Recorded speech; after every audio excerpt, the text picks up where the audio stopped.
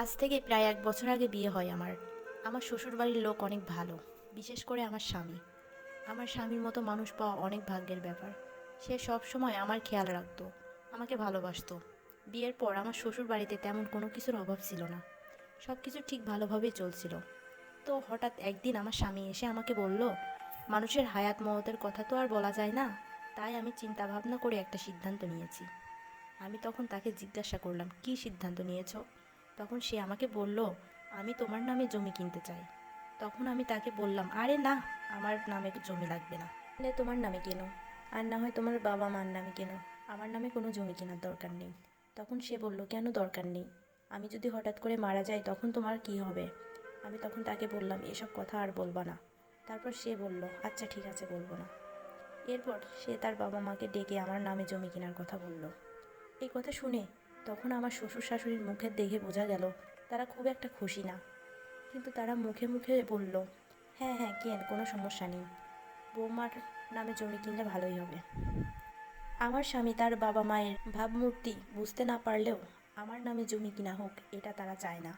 এরপর থেকে প্রায়ই শুনতাম শ্বশুর শাশুড়ি ননদ কানাঘুষা করতো, কেন আমার নামে জমি কিনা হবে, আমি তো পরের মেয়ে, যদি 2 দিন পর অন্য কারোর সাথে চলে যাই কত কি। আমি তাদের কথা শুনেও নাচ শোনার মতো থাকতাম, কারণ যেখানে আমার স্বামী আমার পাশে আছে সেখানে অন্য কাউকে আমার প্রয়োজন নেই। তো দেখতে দেখতে জমি রেজিস্ট্রির সময় চলে আসলো, আর 4 দিন পর আমার নামে জমি রেজিস্ট্রি হবে। আমি হঠাৎ করে একটা জিনিস লক্ষ্য করে দেখলাম, আমার স্বামী কেমন একটা চেঞ্জ হয়ে গেল। সে আমার সাথে আগের মতো ভালো করে কথা বলে না, আমার দিকে ভালো করে তাকায় না, আমি তার সাথে কথা বলতে গেলে সে রেগে যায়। তারপর আস্তে আস্তে 2 দিনের মধ্যে মানুষটা এতটাই বদলে যায়, এটা ভাষায় প্রকাশ করার মতো না। আর একটা অবাক করা বিষয় হলো, শুধু আমার সাথেই খারাপ ব্যবহার করতো, আর কারো সাথে না, তার পরিবারের মানুষদের সাথেও না। জমি রেজিস্ট্রি করার দিন সে আমার সাথে এতটাই খারাপ ব্যবহার করে যে আমি সহ্য করতে পারলাম না। এক পর্যায়ে সে বলল, আমার জমি রেজিস্ট্রি করবে না, আমাকে বলে বলে তুই বাড়ি থেকে বের হয়ে যা। আমি তাকে বললাম, আচ্ছা ঠিক আছে, আমার নামে কোনো জমি রেজিস্ট্রি হবে না। জমি কেনার কথা আমি তো তোমাকে বলি নাই, তুমিই বলেছিলে।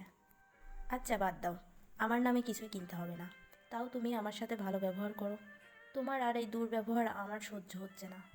তখন সে আমাকে বলল, সহ্য হয় না তো বের হয়ে যা। তারপর আমি আমার শাশুড়ি মায়ের কাছে গেলাম, গিয়ে বললাম, আম্মা আপনার ছেলেটা যেন কেমন হয়ে যাচ্ছে, তাকে কিছু বললে সে আমাকে বাড়ি থেকে বের করে দিতে চাচ্ছে। তখন সে আমাকে বলল, তোমাদের স্বামী স্ত্রীর ব্যাপার, আমি কি বলবো, যা সমস্যা হয়েছে নিজেরাই মিটিয়ে নাও, এর মধ্যে আমাকে জড়িও না। তারপর আমি কোনো উপায় না পেয়ে বাবার বাড়িতে চলে যাই। তারপর মাকে সব কিছু খুলে বলি। মা সব কিছু শুনে তখন আমাকে বলে, কোনো কারণ ছাড়া হঠাৎ করে একটা মানুষ এতটা পরিবর্তন হতে পারে, নিশ্চয় জামাইকে কেউ কিছু করেছে। আর দেরি করিস না, এখনই আমার সাথে একটা জায়গায় চল, দেরি করলে হয়তো কোনো বড় ধরনের ক্ষতি হয়ে যাবে। আমি মাকে বললাম, কোথায় যাব মা? মা আমাকে বলল, আয় না, গেলেই বুঝতে পারবি। এরপর আমি মায়ের সাথে যাই, গিয়ে দেখি মা আমাকে একটা হুজুরের বাড়িতে নিয়ে যায়। তখন আমি মাকে বলি, মা আমাকে এখানে কেন নিয়ে আসলে? মা আমাকে বলল, আমার মনে হয় জামাইকে কেউ কালো জাদু করেছে। এরপর মা হুজুরকে সব কিছু খুলে বলল। তারপর হুজুর অনেকক্ষণ চুপ করে বসে থাকলো। হঠাৎ করে বলতে শুরু করে, তোমার স্বামীকে তো তোমার শাশুড়ি কালো জাদু করেছে। ওই যে তোমার নামে জমি কিনে দিবে, সেটা তোমার শাশুড়ি সহ্য হয় নাই, তাই সে চাই তোমার সাথে তোমার স্বামীর বিচ্ছেদ ঘটুক। তখন আমি হুজুরকে বললাম, এমনটা হতেই পারে না, আমার শাশুড়ি অনেক ভালো একজন মানুষ।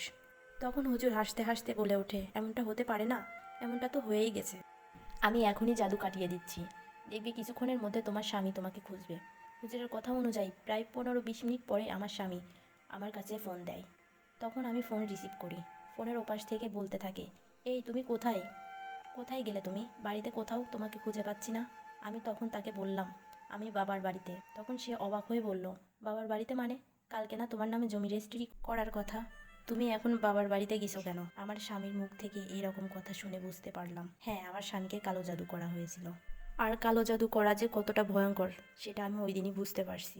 আর এই গল্পটা আমার না, আমার এক বড় আপুর থেকে নেওয়া।